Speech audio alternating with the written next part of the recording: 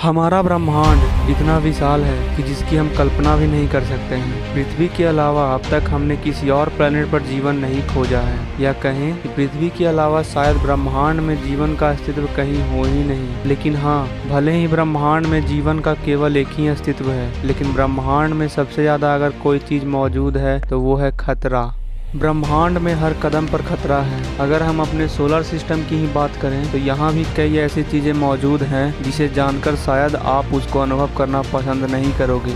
उन्हीं में से एक जो हमारे सोलर सिस्टम के सबसे बड़े प्लैनेट जुपिटर पर मौजूद है वह है द जायंट रेड स्पॉट। अगर आपको ऐसा लगता है कि यह केवल जुपिटर के सरफेस पर एक धब्बा है तो अब आप अपने विचारों को बदल लीजिए, क्योंकि यह जुपिटर के सरफेस पर कोई धब्बा नहीं बल्कि उस प्लैनेट पर लगभग 357 सालों से एक्टिव एक एंटी साइक्लोनिक तूफान है। और यह तूफान इतना बड़ा है कि इसमें हमारा अर्थ आसानी से समा सकता है।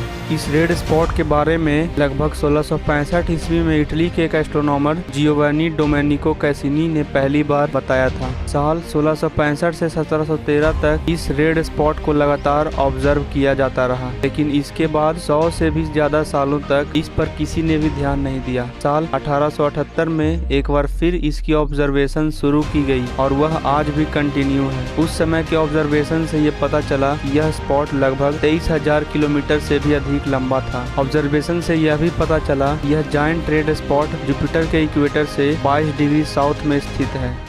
अगर यह तूफान धरती पर होता तो क्या होता, चलिए जानते हैं। धरती पर अब तक का सबसे विनाशकारी तूफान 3 नवंबर 1970 को पूर्वी पाकिस्तान में आया था, जो अब बांग्लादेश के नाम से जाना जाता है। इस तूफान का नाम द ग्रेट भोला था।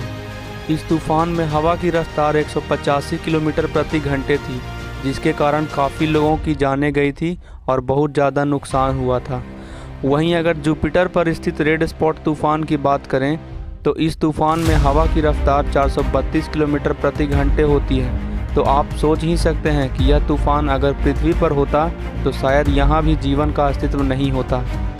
क्या जुपिटर का रेड स्पॉट तूफान अब धीरे धीरे खत्म हो रहा है? 3 अप्रैल 2017 तक के ऑब्जर्वेशन से इस स्पॉट की चौड़ाई 16,350 किलोमीटर मापी गई। यह दूरी पृथ्वी के व्यास की 1.3 गुनी थी। इस स्पॉट की लंबाई धीरे धीरे कमती जा रही है। इसके घटने का कारण क्या है यह किसी को ज्ञात नहीं है। ऐसे तो जब कोई तूफान पृथ्वी पर आता है तो यह बड़े बड़े पत्थरों से टकराकर खत्म हो जाता है, लेकिन जुपिटर पर कोई जमीन का टुकड़ा है ही नहीं, वह तो एक गैस जाइंट है। तो इसके घटने का कारण क्या है यह किसी को मालूम नहीं है। इसी घटने के अनुमान को देखते हुए एस्ट्रोनॉट्स ने कहा यह स्पॉट लगभग 20 सालों तक नष्ट हो जाएगा, यानी लगभग 2040 तक यह स्पॉट नष्ट हो जाएगा।